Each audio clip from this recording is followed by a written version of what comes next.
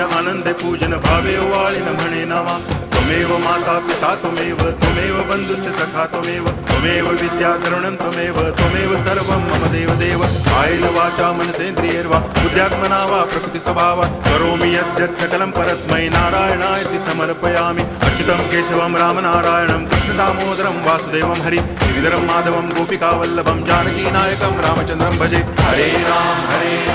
Ram Ram